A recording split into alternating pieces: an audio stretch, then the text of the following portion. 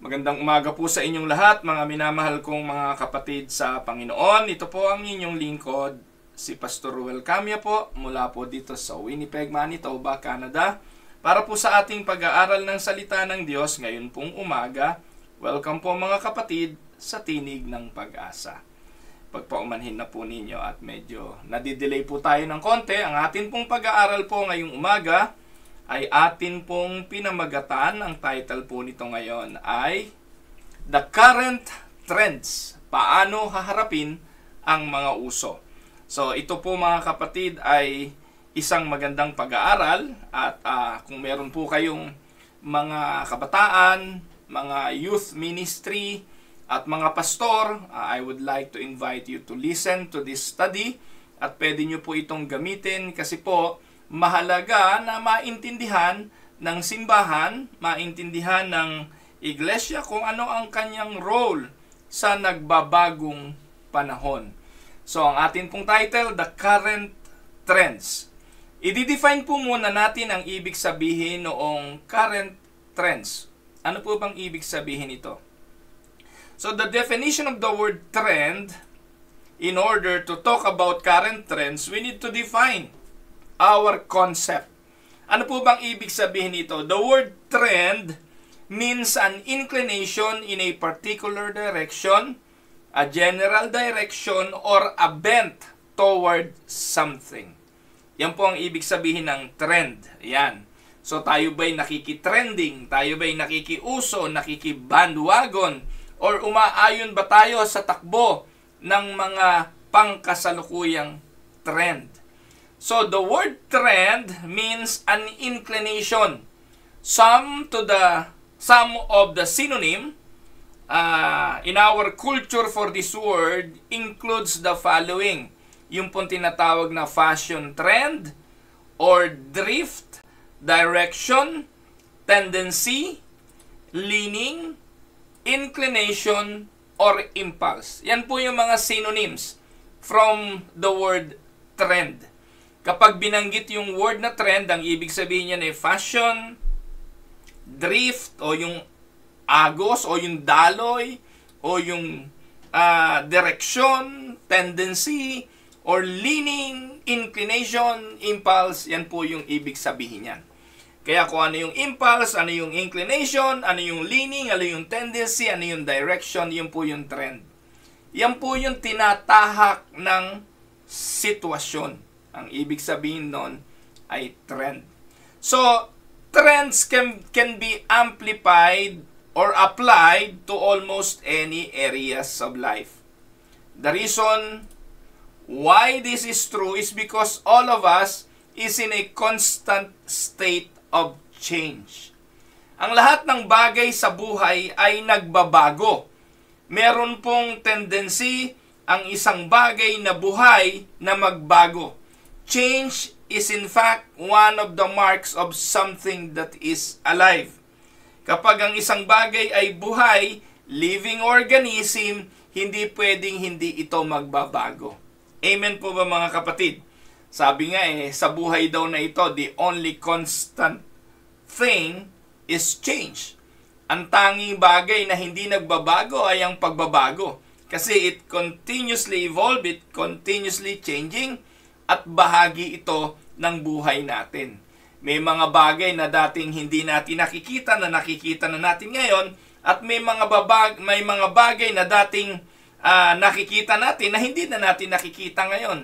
May mga bagay na existing before na wala na ngayon, at may mga bagay ngayon na wala na may mga bagay dating wala na meron na ngayon. So I hope na iintindihan niyo po ang aking ibig sabihin. Ang ating mundo ay puno ng pagbabago at nakikiuso tayo rito. Sa Pilipinas, eto ngayon ang usong-uso Ayan. Laruan niya, yung labubu. Alam niyo po mga kapatid, meron po ako nabasa sa Facebook, naniningil siya ng 3,000 pesos para daw sa pagkukulam. Kasi po, pag siya daw ay nang kukulam, ay labubo na ang kanyang gamit, kaya mahal siyang sumingil kapag siya ay nangungulam. So, ako po yung natatawa sapagkat ito pong trend na ito ngayon sa laruan ng mga bata ay pinagkakaguluhan. Ubod po ng mahal niyan kasi ang mga nag-i-endorse niyan ay mga sikat na vloggers, sikat na artista, at yung mga sikat na tao ang nahihilig dyan. At dahil po yan ay uso, kung ano-ano po lumilitaw dyan, pati history ng labubu, history ng mga, yung mga figure na yan, ay tinatalakay ngayon, kesyo evil daw yan, galing daw yan sa mga, kung ano-anong mga masasamang espiritu at kung ano-ano pa. Well, hindi po ako nandito para talakayin kung yan ay masama, kung yan ay mabuti, nasa sa inyo po yan. Kasi naniniwala naman ako na kung anumang bagay na ina-acquire natin, whether good or bad, nakaka-apekto sa buhay natin yan, kung papaano natin yan pinapahalagaan. And so it is with idols in our lives. Parang pera lang yan. Pwede pong maging mabuti yan, pwede pong maging masama yan, depende po kung paano nyo gagamitin at titingnan ng mga bagay na yan. So hindi po yun ang aking contention. Kung bakit ko po pinakita yung larawan na yan. Kung gusto nyo maglabubo, bahala ho kayo sa buhay ninyo. Hindi po yun ang aking punto. Ang aking pong punto, sikat ngayon yan at tayo po'y nakikiuso sa mga bagay na uso. Alam nyo po ba, meron pong tinatawag na Global Trends for 2024. Labas tayo dyan sa labubo. Ito po yung mga mahalagang trends na nangyari at mangyayari pa kasi we still have 2 months bago matapos ang 2024. Saksihan nyo po kung itong mga trends na ito ay totoong nangyari at kung ito'y nasaksihan ninyo at naramdaman ninyo bilang tao. Una po, yung tinatawag na the rise of intelligent assistant.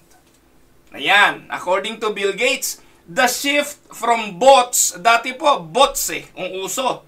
Yan po, yung mga bots to agent will be the biggest revolution in computing system. Nung araw po, uso po yung mga bots na tinatawag, yung mga artificial intelligence na kung tawagin ay bot sa computer. Ngayon po, napalitan na ito ng tinatawag na AI or yung IA o yung mga intelligent assistants. At ito po mga kapatid ang global trend ngayon. So, personal agents capable of understanding natural language and executing complex tasks. Andyan yung si Siri, si Google, si Alexa. Yan yung mga nauutusan mong magpatay ng ilaw, magbukas ng air condition, mag-adjust ng thermostat, at kung ano-ano pa. Yan po yung rise of the intelligent assistant. Kung wala pa ho kayong robot na vacuum cleaner, gusto ko pong sabihin sa inyong napakatagal na yan. Hindi na po yan ang trend ng 2024. Hindi na po yan ang trend ng bagong henerasyon. Luma na po yun. In fact, yung amin pong robot na taga-vacuum, bulok na nga luma na. Meron na hong mga makabagong intelligent assistant ngayon na pwedeng maglinis ng bahay mong kakaiba, mas sophisticated kesa dun sa aming si Sharky. Natawag na ang namisis ko to si Sharky Pipindutin lang po yun. Pag pindot siya na magba-vacuum ng buong bahay. Alam niya na yung mga lugar na hindi niya napuntahan kasi nakaprogram na po yun na yun ang kanyang i-vacuum. Pero ang problema kay Sharky, lahat ng gusto niyang daanan, kahit ihi ng aso, dadaanan niya yun. Hindi niya yun iiwasan. Hindi pa rin ganun ka-intelligent yung aming vacuum. Pero ngayon po mga kapatid, with the rise of the intelligent assistant, ang gagaling na po nito. Yan po ay trending. Po? At kung hindi kayo nausuhan yan, ibig sabihin yan, medyo late na po tayo ng konti. Pangalawa, yung green energy milestone. Ito po ay turning point for sustainability. Ito po yung idea, mga kapatid, ng paggamit ng mga green energy. Hindi na po yung usapin ng paggamit ng mga fossil fuel na tinatawag, kundi ito'y paggamit ng mga sustainable pero hindi makakasira sa ating kalawakan. Mga renewable energy katulad ng hydrogen. Alam niyo po ba mga kapatid, ang uso ngayon, hindi na lang baterya na kotse Hindi na lang po kotseng patatakbuhin ng baterya, pero yung kotseng patatakbuhin ng tubig. No? At ito po ay nagsisimula na ang trend ngayon. Ang Toyota gumagawa na nito, ang Hyundai gumagawa na nito, na patatakbuhin ng hydrogen, tubig. Nung dati idea lang ito, hindi pinapaniwalaan yung Filipino na nagsabi na tatakbo ang sasakyan sa pamamagitan ng tubig. Ngayon po ay meron ng mga prototype ng mga green energy na ito. At hindi lang kotse, kundi mga makinarya ang patatakbuhin ng tubig because of the hydrogen or green energy solution. So ito po ay turning point for sustainability kasi yung langis, yung mga fossil fuel na yan, paubos na po yan. Kaya they are shifting.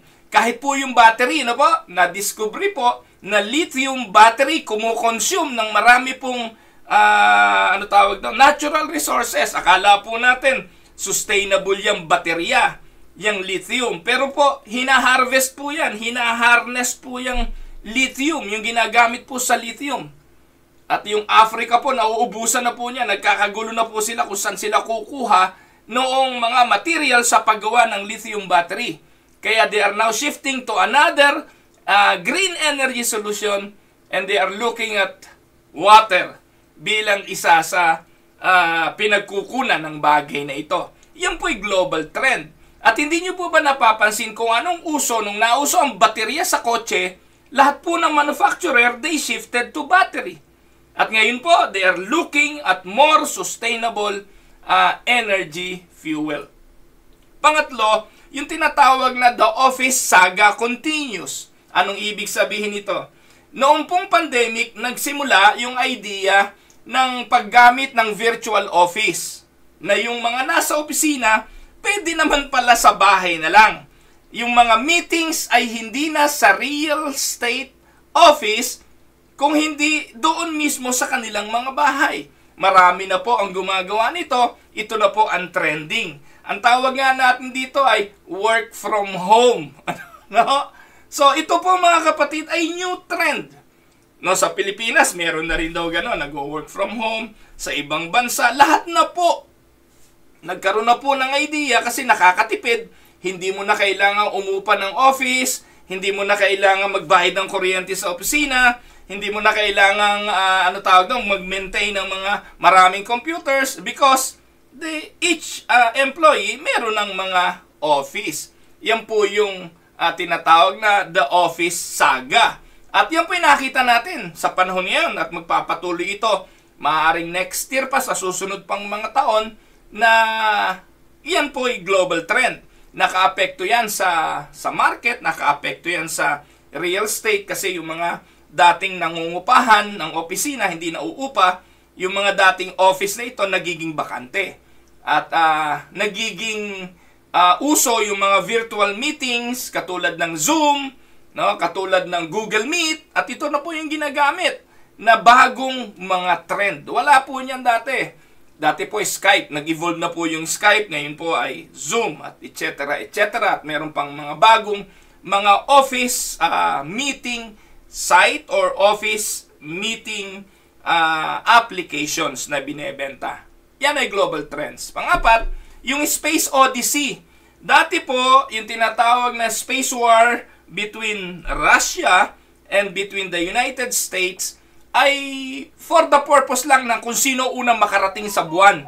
Na po, nagkakarera po sila, pagalingan po sila, pag nagpalipad ang Amerika ng kanyang rocket papuntang space, magpapalipad din ng Apollo, ang Russia, tama ba?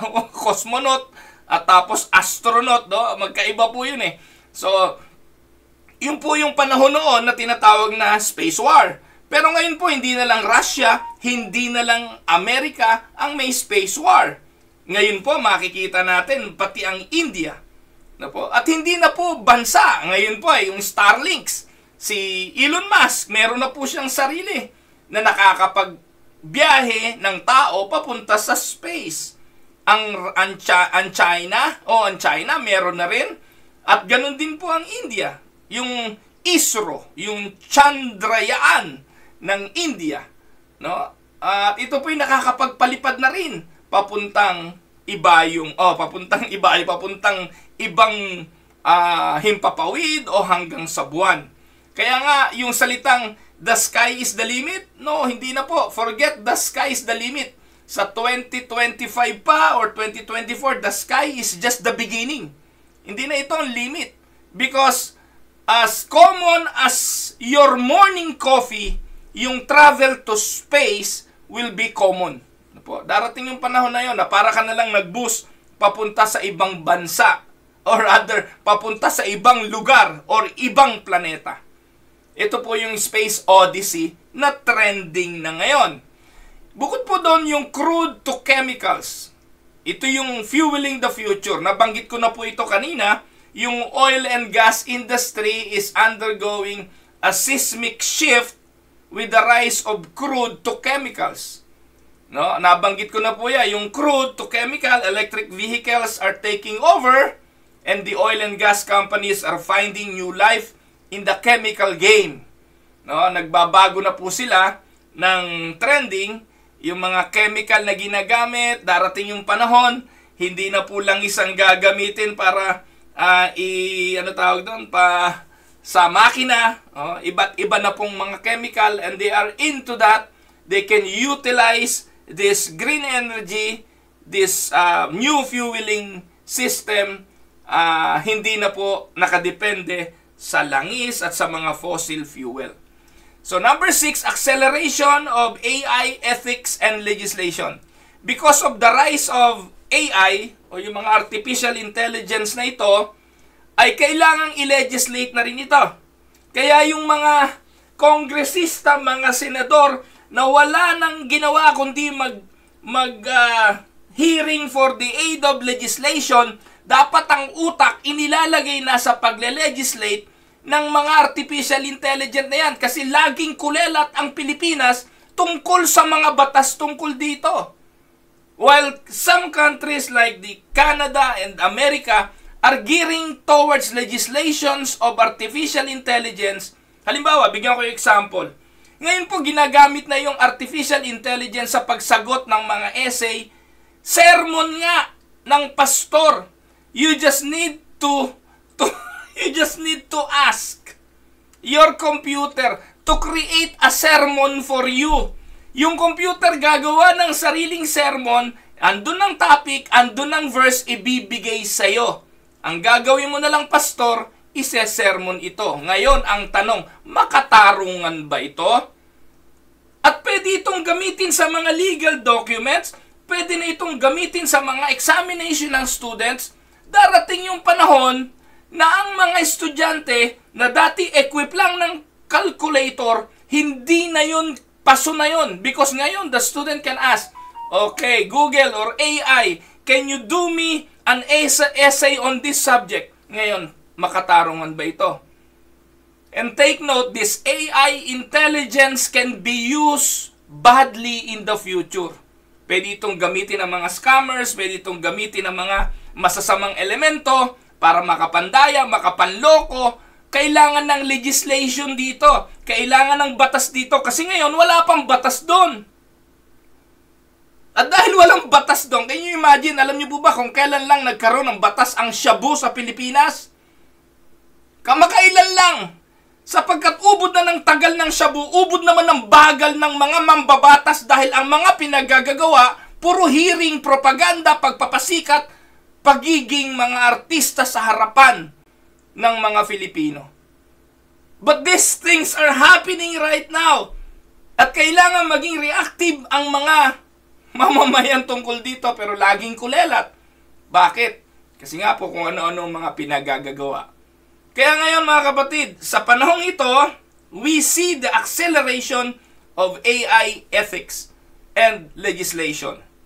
No po? Tapos yung tinatawag na chip wars, augmented reality. No po? Yung tinatawag na augmented reality. Ano ibig sabihin nito? A breakthrough in augmented reality arrives with the development of flexible, transparent displays.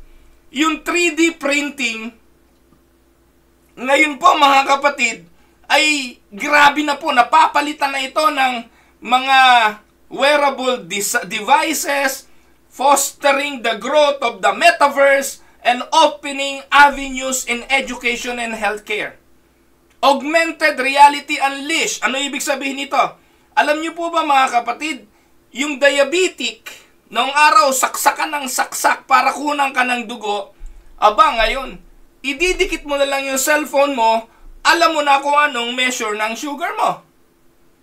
Augmented real, ang galing na po ng panahon ngayon. Meron ng mga medical training na ginagawa, mga medical experiences na tutugon sa mga pangangailangan ng pasyente. Imagine niyo kung ikaw ay may problema sa puso, yung iyong pacemaker konektado sa doktor mo o kaya sa healthcare provider na kung magkakaproblema kahit malayo ka sa kanila, namomonitor ka nila. Ito na po yung mga uso ngayon. Augmented reality. Ngayon po, namomonitor. Dati bahay lang ang namomonitor, pero pag wala kang camera sa bahay, talagang huling-huli ka na. Pag wala kang internet, huling-huli ka na. Kasi po, eto na yung mga trend ngayon. Namomonitor mo kahit nasaan ka, yung bahay mo, yung iyong pulse rate, namomonitor mo yung ilang hakbang, inihakbang mo. Luma na nga ho ito eh. Yung mga tinatawag na health applications na i-download mo lang, dala mo yung cellphone mo, naglakad ka, uutusan kang tumayo, utusan kang humakbang for you to be healthy. Ito po yung mga uso na trending sa panahon ngayon. Meron din po mga kapatid na autonomous world level na kotse na lilipad, mga drone na lumilipad, and beyond. Cars, skies, and beyond. The autonomous world is no longer a sci-fi dream. Noong araw po, yung kotseng nagsasalita ng Knight Rider, yung sikit. Naalala niyo po ba yun? At si James Bond, 007, ay meron siyang kotse na pwedeng lumangoy sa tubig. No? Hindi lang po sa lupa. Ito po mga kapatid ay hindi na panaginip. Lahat ng ito ay pwede na ngayon. Nakikita po natin ng drone na nagdi-deliver ng kung ano-ano, kung saan-saan lugar. Drone na ginagamit sa pagpatay ng bushfire. Drone na nagdi-deliver sa mga remote area. Sa digmaan, drone na rin ang ginagamit. At ito pong mga bagay na ito defines the war between Russia and Ukraine. At ito po mga kapatid ay mga trends na nangyayari sa buong mundo. No po? So hindi lang po yon, personalized and prescription medicine takes center stage. Ano pong ibig sabihin yan? 2024 is going to be the year of personalized medicine. Your treatment plan is no longer one size fits all. Because now, it can be tailored to your genes. Hindi po isang sistema ng pagpatay sa cancer. Hindi po isang paraan lang ang pag-battle against cancer or any disease. Itinutugma na ito sa iyong gene. Kasi ang mga tao may iba't ibang genetic makeup, merong iba't ibang paraan ng approach sa pagsagot sa problema ng pisikal na kalusugan. Alam niyo po ba na meron ng ganon? Kaya po walang tigil yung pag-aaral ng genetic study. So, they can now edit your genetic makeup. At ito po ay passes ticket to a healthcare revolution. Nakakapili na nga raw ng gusto mong maging anak eh. Kung anong gusto mong anak, kung babae, kung lalaki, magagawa na rin po ngayon kung anong mata ng bata, kung gusto mo blue. So anything, nagagawa na po ngayon. Personalized and precision medicine. At hindi lang po yun yung rise of the Meta City. Siguro yung Meta, naririnig nyo lang yan sa Facebook eh. Si Meta, si Tatay Meta. Pero alam nyo po ba na meron na rin tinatawag na virtual city or yung mega cities. Yung mga mega cities, papalitan yan ng mga meta cities. Ano naman yung meta cities? It is a virtual network of cities tied together, tied to major economic hubs. Na hindi po ito virtual na city, hindi virtual na mundo. Pero ito po, hindi po literal kundi virtual. No? Pasensya na kayo. Nahirapan din ako ipaliwanag. Ito pong mga meta city na ito ay digital technology na cities na hindi kailangan physical. They are interconnected in a ways we never imagined. The future is a city that's both real and virtual, where physical proximity meets digital connectivity. Ano pong ibig sabihin? Darating po yung panahon, halimbawa, bigyan ko kayo sample. Ano ba yung mga city na magkakatabi? City ng Taguig, city ng Pasig, yung mga yon magkakatabi. Pasig, Quezon City, yon. Physically, magkakatabi sila. Pero yung Davao City, malayo sa kanila, pero pwedeng lumika ng tinatawag na Meta City na kahit physically magkakalayo sila, globally or ano tawag doon? Digitally, they are interconnected with each other. By meta, no po? By technology. Pwedeng gawin yon. Dito nga sa Amerika, matagal na yun eh. No? Magkakakonekta yung mga yon. Halimbawa, yung krimen na nangyari sa Davao, pwedeng connected dito sa Pasig para kung itong kriminal na ito tumakbo sa Pasig, huli din nila kasi interconnected na yung kanilang mga database. Pero sa Pilipinas, malabo, napakalayo pa nun. Pero dito po ngayon, unti-unti na po yun. Yan po yung mga meta city na tinatawag. At bukod doon, yung digital market. The digital market.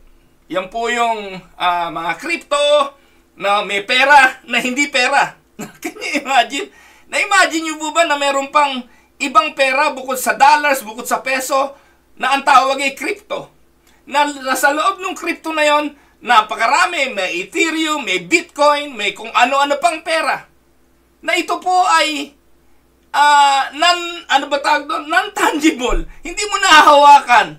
Pero nandun yung pera na yon. Digital market na pwede mong i-trade, pwede mong ibili, pwedeng sweldo.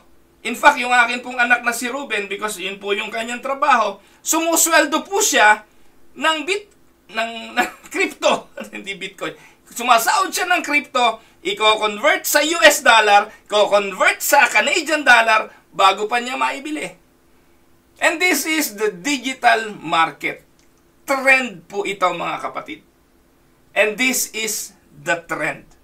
So, iba't iba po yan. As we journey through the trends of 2024, one thing becomes clear.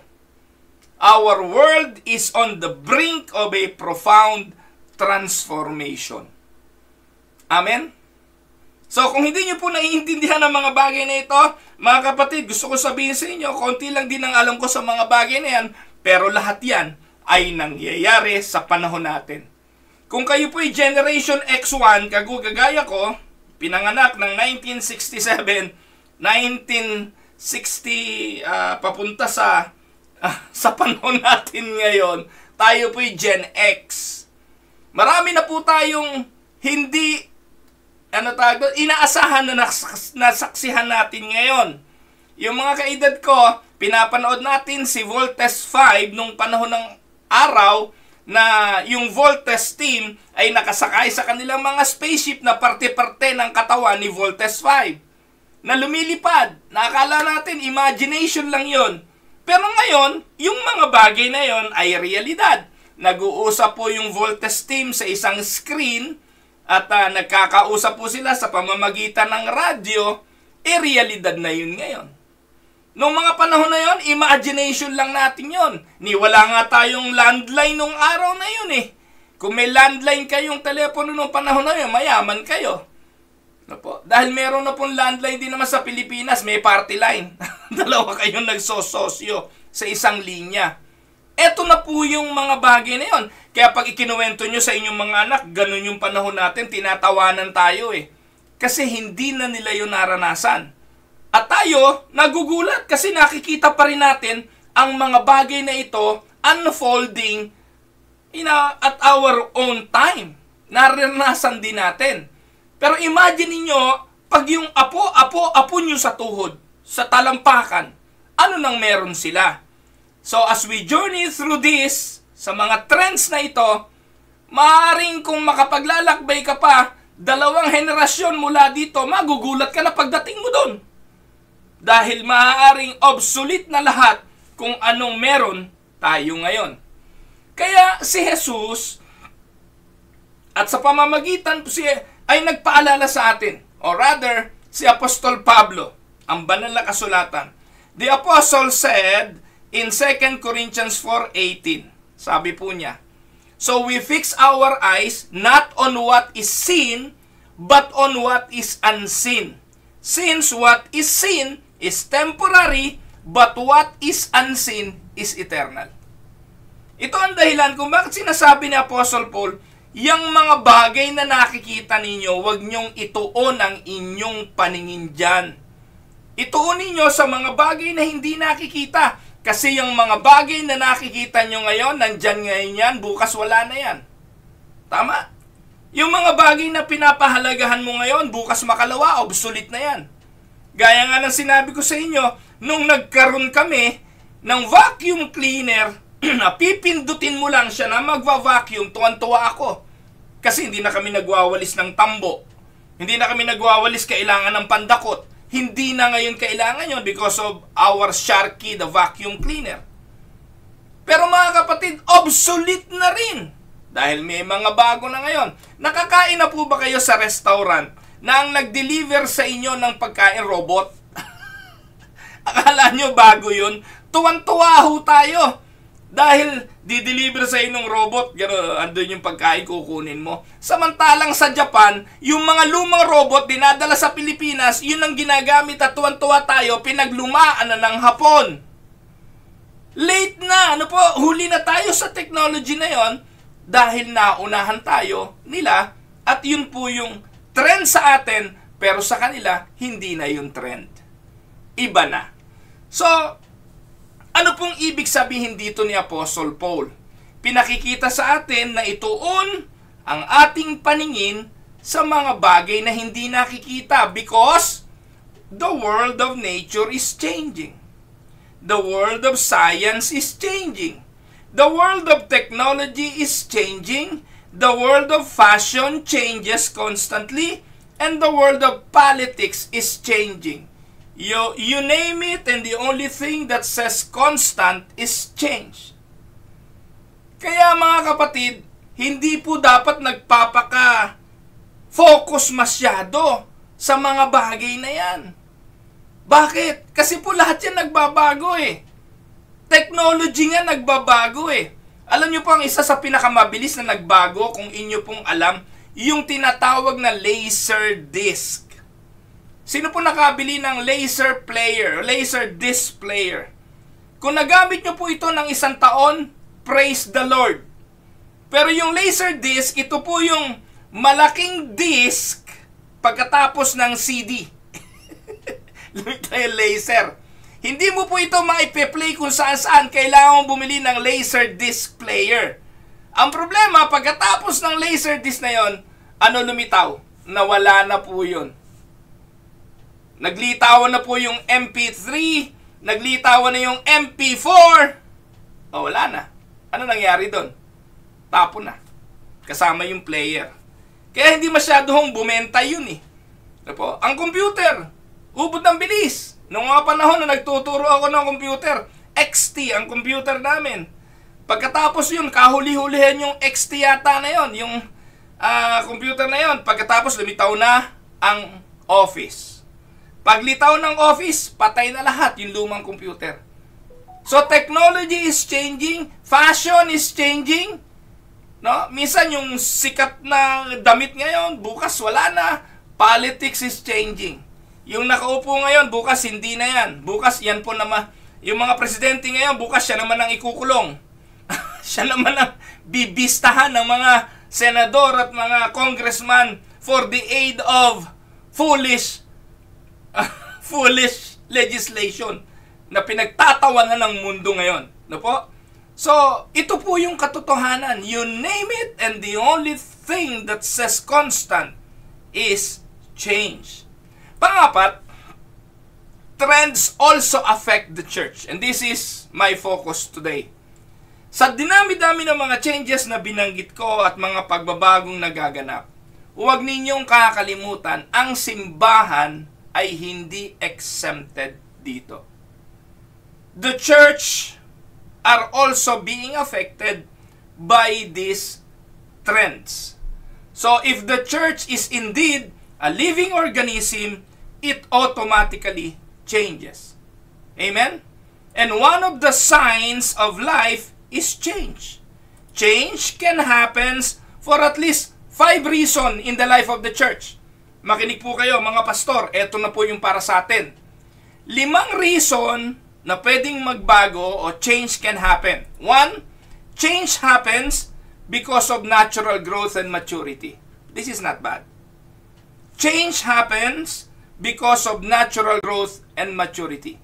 Habang lumalago ang simbahan, habang natututo ang simbahan, habang nagmamature ang simbahan, then change occurs.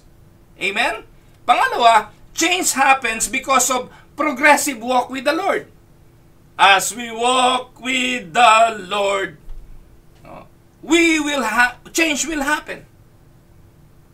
As we walk with the Lord and the light of His Word. So, meron pong changes. Hindi po pwedeng wala. Magbabago tayo habang lumalakad na kasama ang Panginoon. As we progress in our walk with Him, change happens. Amen? Inevitable yan. Pangatlo, change happens because of improvements. We are improving from glory to glory. Yan po ang sinasabi. Hindi naman pwedeng from better to worse, paatras. Walang ganon. So, ang progression ng simbahan ay from glory to glory. Kaya nagbabago dahil nag-i-improve. Pang-apat, change happens because of the church must adapt to the changing world. Kailangan nag-a-adapt ang church. Ang simbahan ay dapat sumusunod sa trend, yung hindi masamang trend. Halimbawa, PowerPoint na ginagamit, ikaw hanggang ngayon, papel pa rin.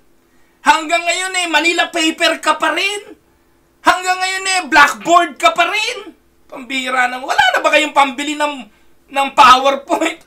Hindi na nga gumagamit ng PowerPoint yung iba ngayon Talagang television na po. Ano po?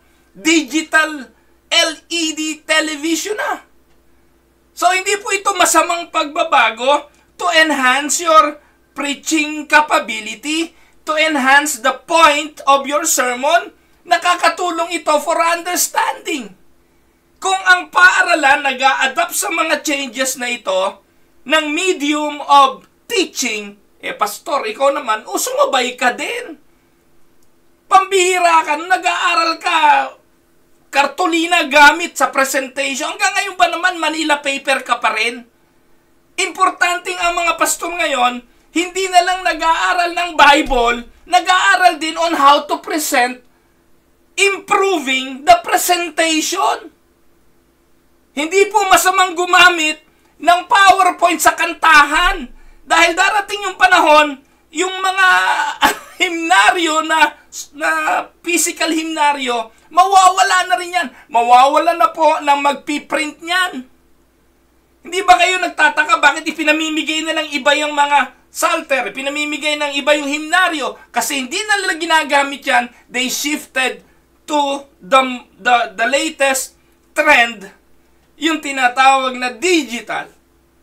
So ito po yung adaptation na hindi masama. The church must adapt to a changing world.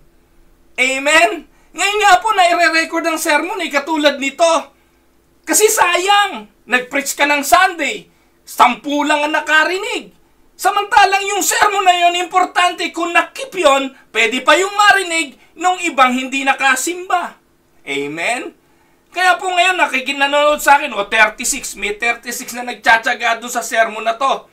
Pero pag nilagay ko na to sa YouTube mamaya, mas marami makakapanood. Maabot po ng 1,500 to 2,000 ang nakakapanood ng Tinig ng Pag-asa on a daily basis. Kasi naiintindihan ko, yung iba tulog pa ngayon, yung iba po natulog na.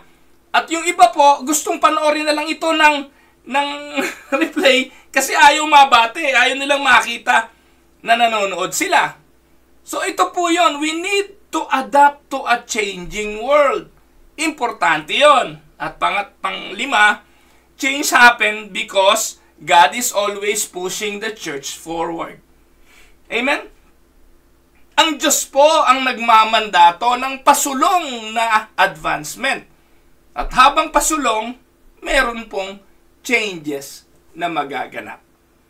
So to further understand this area, ay ating silipin. Ano po? What are some of the trend that categorize the church world? 1. Some trends reflects an emphasis that God is highlighting in a certain season. Some trends represent the restoration of a truth that has been lost to the church. Some trends are aimed at refreshing the church with a fresh breath of air from the Spirit of God. And some trends are the result of adjusting methods to meet the unique demands of a generation or culture. Makikita niyo po lahat ito sa Biblia. May mga trend na nagre-reflect ng emphasis ng Diyos dahil meron siyang gustong bigyan ng diin sa particular season. Sa buhay po ng bansang Israel, kita niyo yan. Sa kanilang paglalakbay, may mga pagkakataong may ipinakikita ang Diyos sa kanila na kailangan nilang mag-adapt. At ito pong mga trends na ito nagre-represent na inire-restore ng Diyos ang katotohanan unti-unting nawala. Like for instance, the Reformation ng 1600, ng 1500s. Ito po. Bakit po nagkaroon ng Reformation? Binabalikan natin yan. Bakit? Kasi unti-unting nawala eh. Yung pag-ibig ng tao sa salita ng Diyos nawala. Kaya salamat sa technology noong 1600 na imbento ang printing press. Ang printing press na katulong ng malaki sa mga reformers kasi na-translate nila ang Bible sa English. Na-translate nila ang Bible sa iba't ibang lengguwahe. At naintindihan ng mga tao, may Bible pala. Naintindihan ng mga tao ang sinasabi pala ng Bible. At kung babalikan natin na ang otoridad ng pananampalataya ay Bible, bakit ako nabobola ng mga paring ito? At yung po mga kapatid ang naging dahilan kung bakit nagkaroon ng Protestant Reformation. Because naibalik ng Diyos sa simbahan ang katotohanan na sila'y naililihis ng mga pinuno ng relihiyon dahil sa pagiging mukha nilang pera. Pang-aabuso ng papa at ng mga obispo ng simbahan. Kaya yung mga changes na ito, itong mga trends na ito, hindi ito masama. Some trends represent the restoration of a truth na unti-unting nawawala. Kaya hindi niyo po ba napansin, itong trend na ito sa early stage ng 2024 ay ibalik ang simbahan sa Reformation.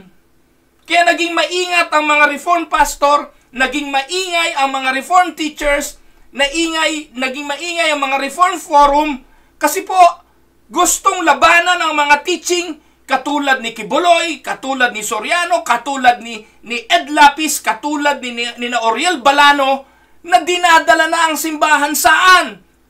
Nako po, sa kapahamakan. Kaya ngayon, ano ngayon ang trend? Reformation. Going back to the Reformation. That is now the trend.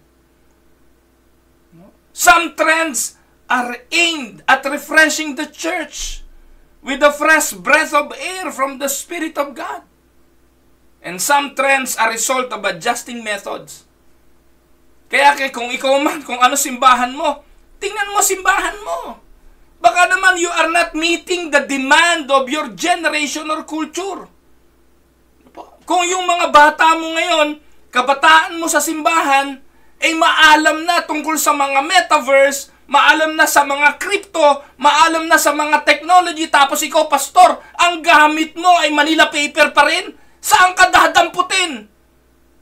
Anong paniniwalaan itong mga kabatahang ito sa iyo ngayon? Out of date ka na. Hindi ka na relevant. Hindi ko sinasabing maggayahin mo sila.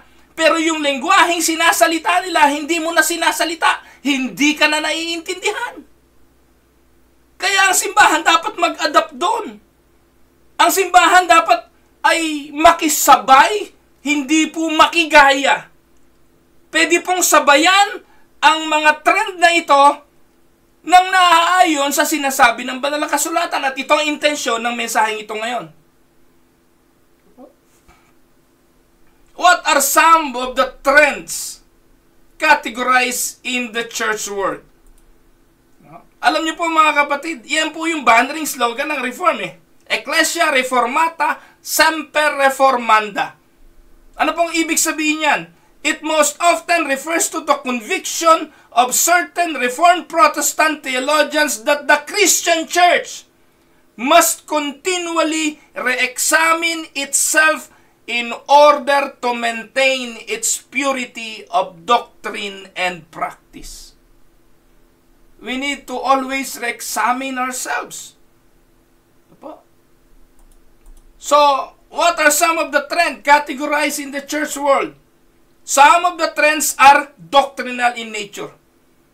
Ito, dito dapat tayo mag-ingat. Kasi some of the trends na pumapasok sa buhay ng simbahan, meron pong usaping doctrinal. Halimbawa, pananampalataya, magbantay tayo dyan. Prosperity, magbantay tayo dyan. Deliverance and demonology, bantayan natin yan. Spiritual warfare, dominion theology, grace, etc. etc. Nadaanan ko na ho yan sa buong panahon ng aking pagpapastor. Naranasan ko na po yung teaching. Marami po dyan. Yan po si Arnel Cadelina. Isa po yan sa nagtuturo ng tinatawag na hyper grace. Yung faith in Jesus sa Philippines.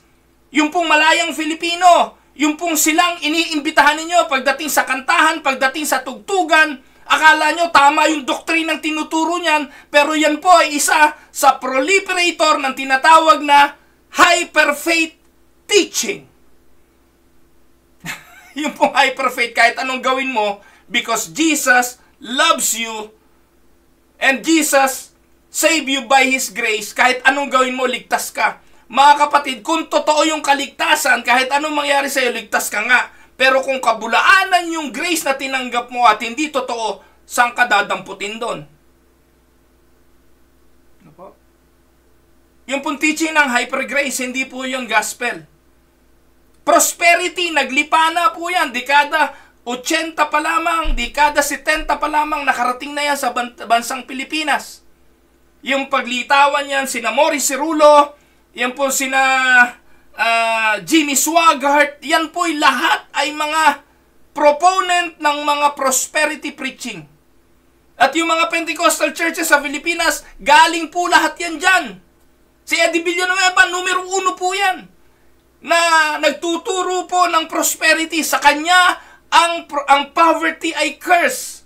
Kaawa-awa mga miyembro niyang mahirap dahil para sa kanya, ang naghihirap ay isinumpa dahil ang kahirapan ay sumpa. Yan, deliverance at demonology, na-experience nyo na yan. Yan yung mga namamana ng demonyo, naghahanap ng demonyo, at lahat na lang ay may demonyo. Sipin mo, paghahanapin mo yung mga demonyo para i-deliver mo yung demonyo, pagkatapos tatalian mo yung demonyo, makakawala na naman sa 1 linggo. Yung mga lagi na lang, I bind you, Satan, ay kung ano-ano pa. At yan yung mga spiritual warfare na yan. Mga mandirigmang espiritual, nakapapanood ng mga Ghost Fighter at mga Son Goku. Ayan, naisama na po sa kanilang mga pagpipreach at pagtuturo. Yung dominion theology, yung bang pagtuturo na dahil tayo po'y priest, tayo po'y king, we have dominion on this earth. At yan po, yung pagtuturo ng grace. Yan po yung mga doctrinal trend. At one point sa buhay ng simbahan na uso yan, at hanggang ngayon, paikot-ikot lang naman yan, papalit-palit lang yan, pumapasok, lalabas, papasok, at ia-adapt. Kaya yung mga simbahan na inadapt ang G12 movement, andyan po yan. Faith, prosperity, deliverance, magkakahalo po yan na tinanggap ng simbahan. Aminin nyo man o hindi, iyan po ang epekto ng pagsama sa trend. pag-ayon sa trend. By the way, doctrinal yan. Pero meron din pong trend na tinatawag na structural. Some trends deal with church structure. And this structural trend might include such thing as discipleship and shepherding. Ano pa? Church government. Diyan pumasok ang G12. Baguhin ang church government. Yung mga tinatawag na apostles and prophets. Kaya naglitawan uli. Nagkaroon uli ng apostol. Nagkaroon uli ng mga propeta. Yung mga church groupings. Yung mga cell church. At kung ano-ano pa. Yan po yung mga church structure. Trend po yan. Nauso po yung tinatawag na cell church. Ngayon ay paliitin natin ang simbahan. Yung small group, gawin na nating church. At hindi na po nila tinatawag na iglesia. Small group na lang, fellowship, pinalitan ng pangalan ng iglesia. Pag iglesia, para kang kulto, gawin na lang nating fellowship. Kaya nauso yung mga fellowship. Pinalitan ng government, sa halip ng mga elders, gawin na lang mga, natawag doon, small group leaders. Gawin na lang nating mga life group. At kung ano-ano pa. Pagkatapos, yung church government, instead ng eldership, ay ginawang mga, yung mga pastor, ay ginawang mga mga clowns. At hindi na po ayon doon sa biblical mandate and calling ng pagiging pastor. So ito po yung mga tinatawag na church structure trends. Ang makabagong simbahan, binago na po yung istruktura. Meron din pong tinatawag na church methodology na naging trend. These methodological trends might include such thing as church growth movement, church marketing, seeker-sensitive, user-friendly, felt needs, simple church, etc. Maybe you have heard all of those things.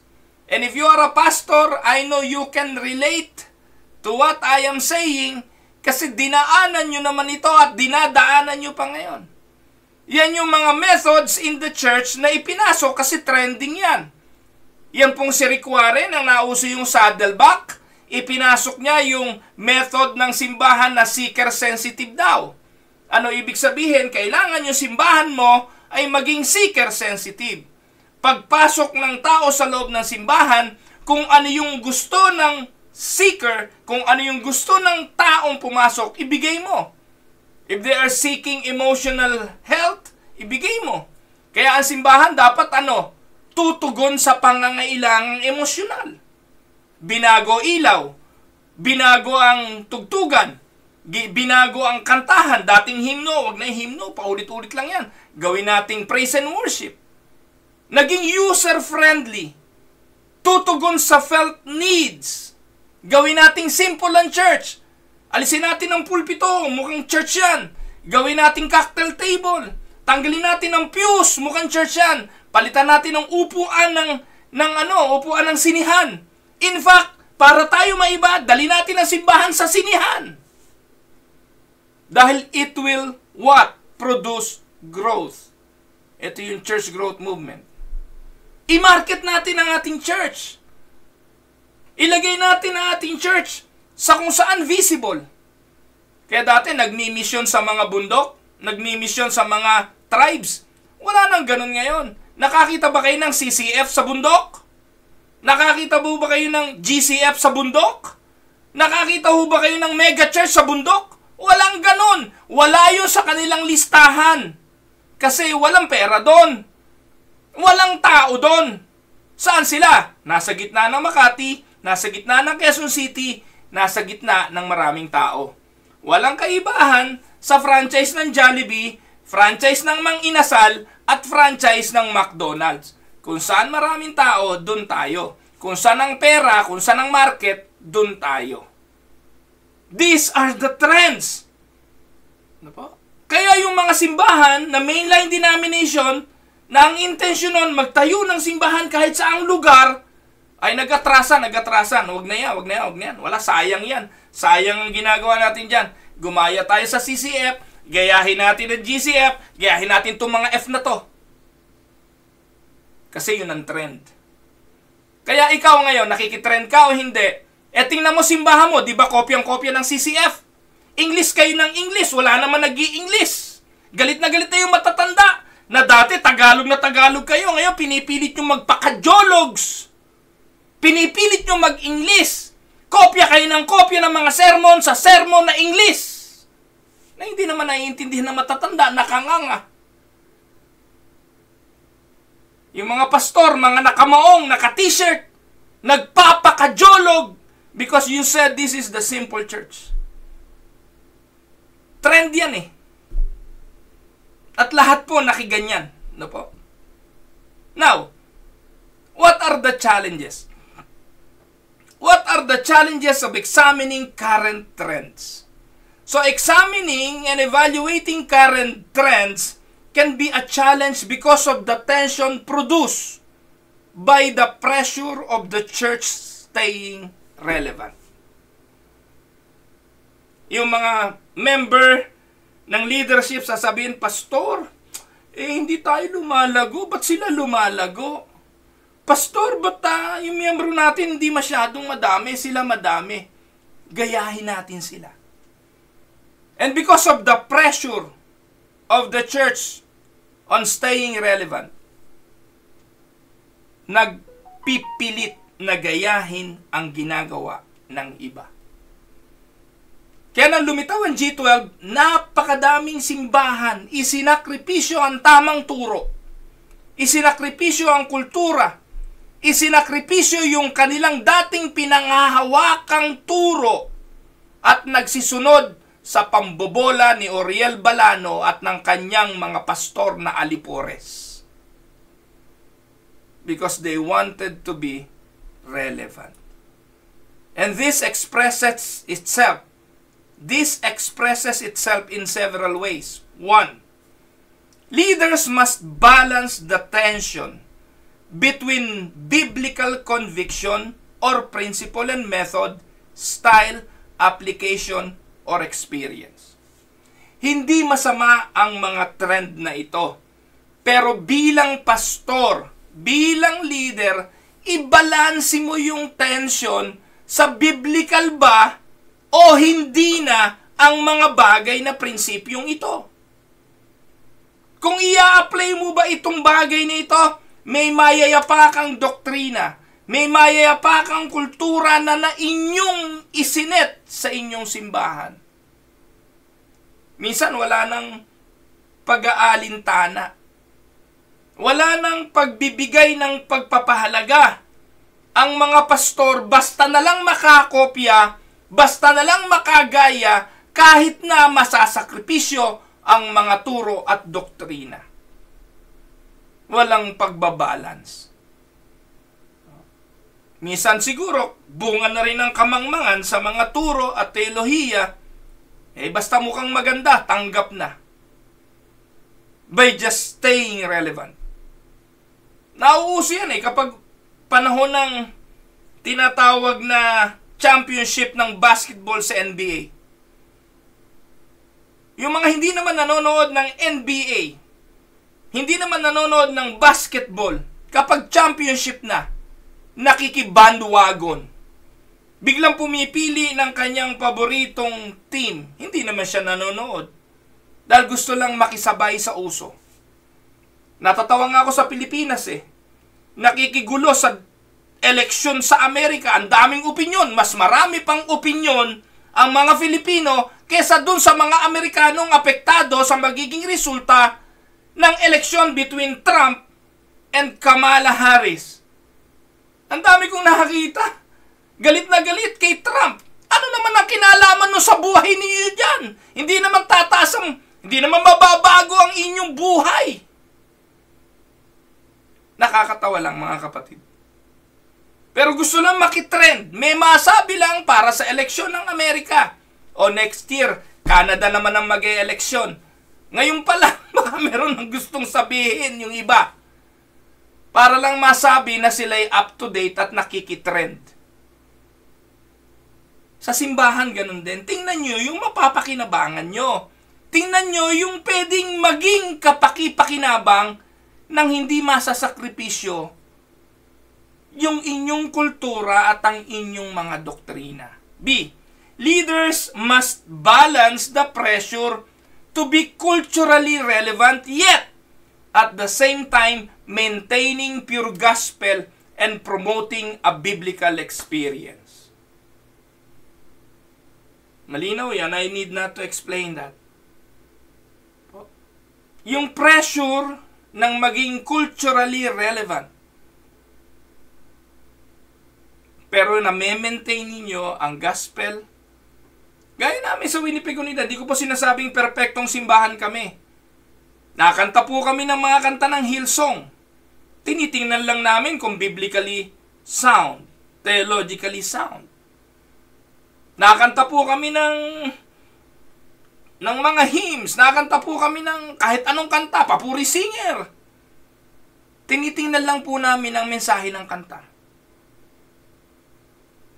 We maintain the pure gospel and we promote biblical experience.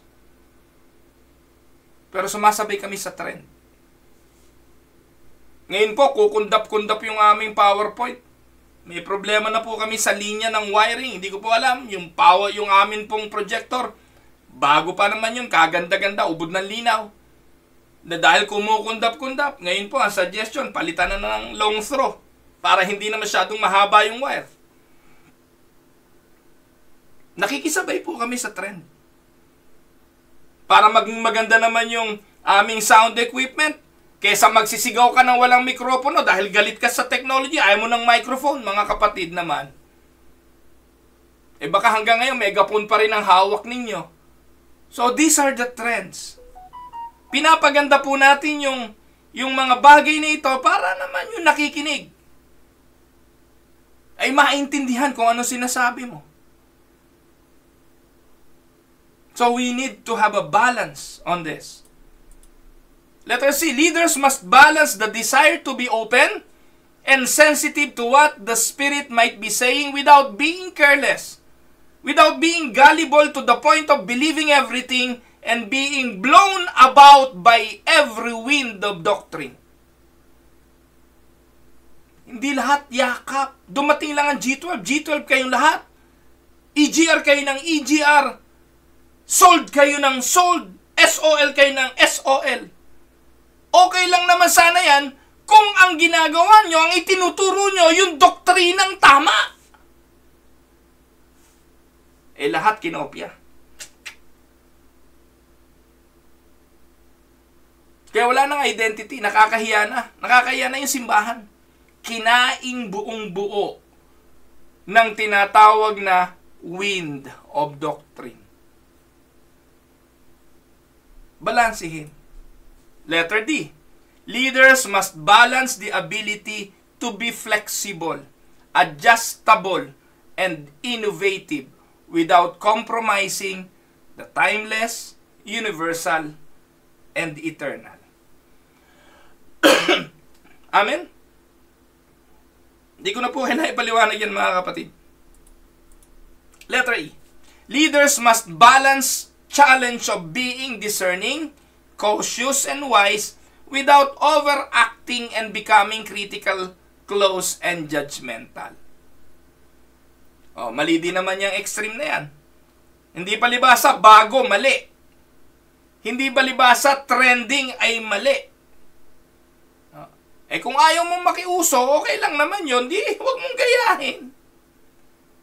Pero mga kapatid, nung araw, yun pong katsa. Alam niyo yung katsa? Yung supot ng harina. Dati ang harina, nilalagay sa katsa. Alam niyo po nung araw, yung katsa, kinukuha yan ng mga sa bakery.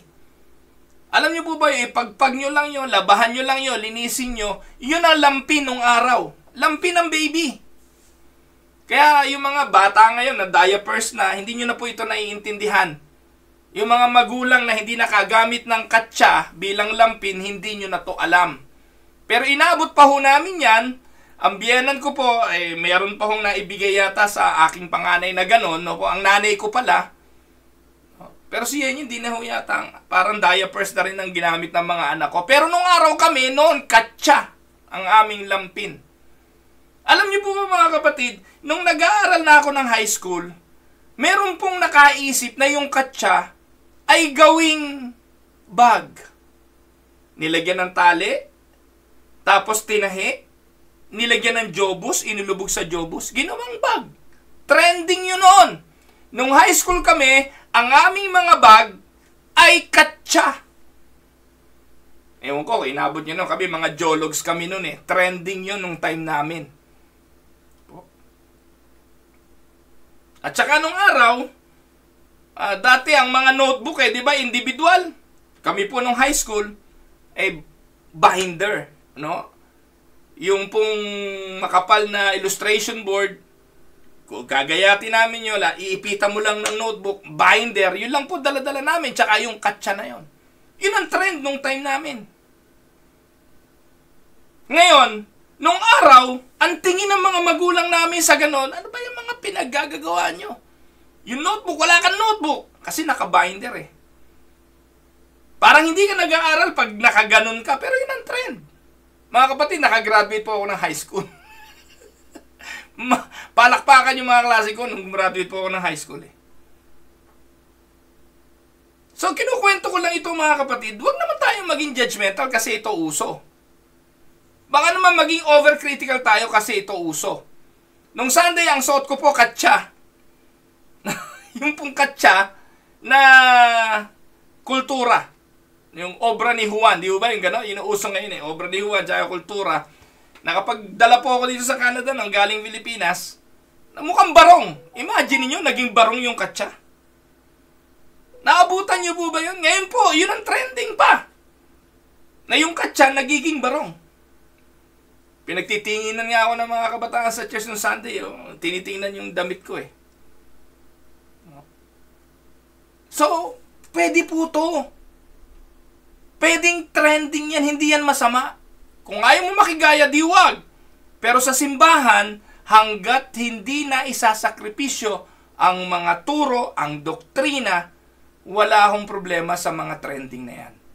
Leaders must balance ability to incorporate the truth contained in a current trend without losing perspective relative to the other truths of the Scripture. Yan po ang stand ng Unida Christian Church of Canada. Yan po ang stand ng Winnipeg Unida. Kaya po, dahil buong tiwala ng aking mga kaanib ng leaders ng simbahan na ang pangunahing akin pong stand ay ang protektahan ang teaching, ang turo, ang doctrine, ang theology, pinagtitiwalaan nila ako sa mga bago na trend na nangyayari sa buhay ng simbahan. Dahil alam nila, I will be balanced on this matter.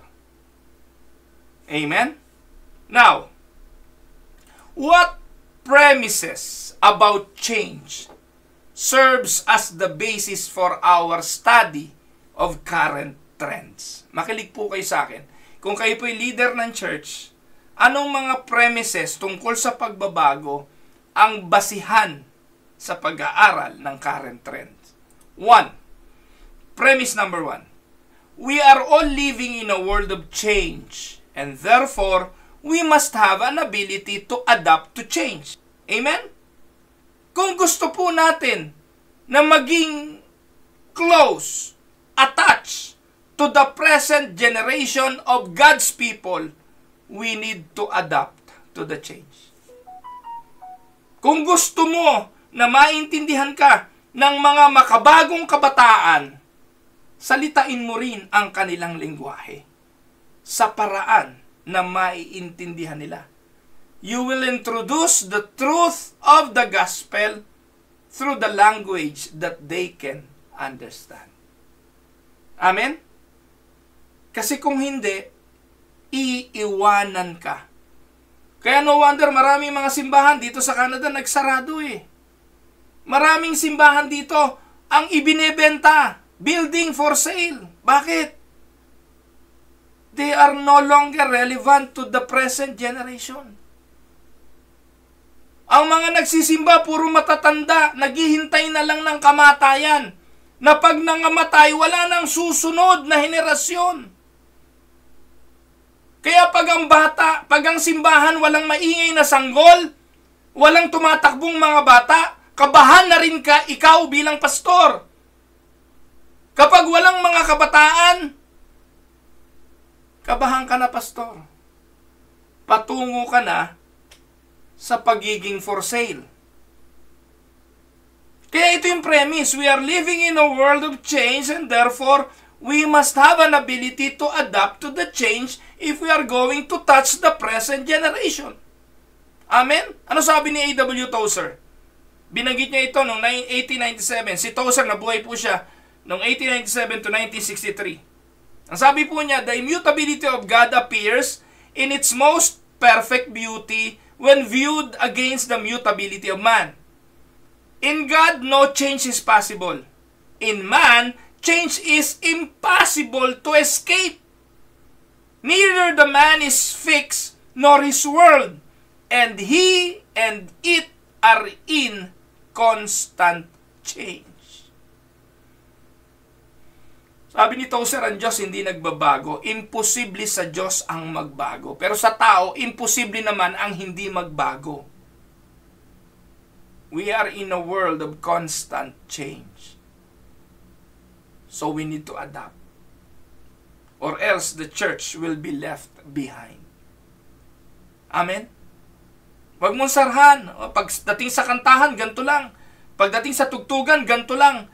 Pagdating sa paraan ng way or method of teaching, ganito lang.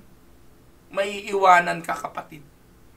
Heidelberg Catechism, Westminster Confessions of Faith, Synod, all those things can be taught in a manner that can easily be understood. Dito nga sa Tinig ng Pag-asa, unconventional din ang way ng paraan ng pagtuturo ng inyong lingkod. May mga iba't ibang paraan ng pagkakaliskis ng isda. And there's a lot of ways to skin a cat. Huwag mong paniwalaan isa lang ang paraan. Ang importante, na pe-preserve mo ang kabanalan ng Ebanghelyo. Amen? So, this premise, may dalawang bagay po yan. May dalawang part. One, we are living in the world of change. In our day, it takes less and less time for the world to become different. We could cite all kinds of statistics to support this. Pero i-highlight ko, dalawa lang. Una, the top 10 jobs listed in 2020 not exist in 2010. Tama? Meron pong mga trabaho, top 10, na meron ngayon na hindi existing 2010. Would you like to cite some example? Would you like me to cite some example? Kayo mismo, pwede ninyong isipin yan. 10 years ago, wala namang Grab. Taxi driver, yes, meron. Pero walang tigil ang takbo ng taxi, ikot ng ikot para maghanap ng customer. Ngayon ang Grab, hindi aalis kung saan siya. Darating ang customer sa cellphone, pipick upin niya, bayad na siya automatic. Hindi na niya kailangan singilin yon kasi bago pa umandar, bayad na siya. Non-existing yung job na yan 10 years ago. Food Panda, food deliveries. Wala po niya mga yan dati. IT. Naku po, wala namang IT noon. Imagine niyo yung IT nasa bahay niya, nagtatrabaho remotely, ginagawa niya ng paraan, i-resolve niya yung computer mo, naubod mo na layo. Noong araw, wala pong call center agent. May problema yung aming remote, may problema yung aming alarm system. Tumawag po ako sa alarm company, ang sumagot sa akin, Filipina na nasa Pilipinas. Ni-resolve niya, ginawa niya ng paraan, yung aking remote panel, nasa Pilipinas siya, gabi sa Pilipinas, araw dito, magkaiba kami ng mundo, pero yung tagagawa nasa Pilipinas. Dati walang ganyan trabaho. We are living in the world of change. The amount of technical information is doubling every 2 years. As a result, half of what students study in university in technical field will be outdated by their 3rd year of study. Kumuha ka ng course ngayon kasi inaasahan mo, pagka-graduate mo, merong trabaho yon. Pero nasa 3rd year ka pa lang, obsolete na yung pinag-aaralan mo kasi nawala na yung trabahong resulta ng iyong kurso. Yan ang realidad, mga kapatid. Yan ang totoo. Kaya, kung ganitong kabilis ang mundo, how do you adapt to this? Second, the church must have the ability to adapt the change. The church is an adaptable institution that will function well in every time zone, political setting, and culture of the world. Nilikha ng Diyos ang simbahan na magta-thrive sa iba't ibang time zone, political setting, and culture of the world. Kahit sino pang dumating na leader dyan, kahit anong panahon pa yan, ang sabi ng Panginoon, the gates of hell will not prevail against it. Why? Kasi ang simbahan makaka-adapt sa mga pagbabagong ito. Sa panahon ni Nero na ipinapatay ang mga Kristiyano, sa panahon ng Romans, sa iba't ibang mga political culture, ang simbahan ay mananatili. Kailangan lang matutunan ng simbahan na mag-adapt. Sa panahon ng persecution, pumasok sila sa mga katakumb. Sa panahon na wala silang Biblia, yung kanilang mga karanasan isinulat nila. Kaya po nagkaroon tayo ng Book of Acts. Si Apostol Pablo, yung kanyang karanasan sa bilangguan, isinulat niya, kaya tayo merong epistles. Nakuha niyo po. That is adaptability. The challenges of the leaders of the church is to be adaptable to world changes without compromising the gospel or the clearly revealed principle of the Bible. Amen? Now, let us go to the premise number 2. The church has always been characterized by change that is related to the context or environment in which it finds itself. If the context of the church is persecution, tolerance, or freedom, the church can adapt its forms. Naikwento ko na po yan kanina. Sa panahon ng persecution, sa panahon ng kalayaan, sa iba't ibang panahon, kayang mag-adapt ng simbahan. Amen? Tandaan po natin, hindi natin kayang baguhin ang mundong ito.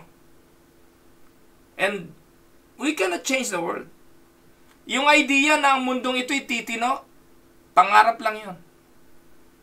Na kapag binago natin yung political system, nagpalit ka ng presidente, si Benny Abante na nga, congressman eh.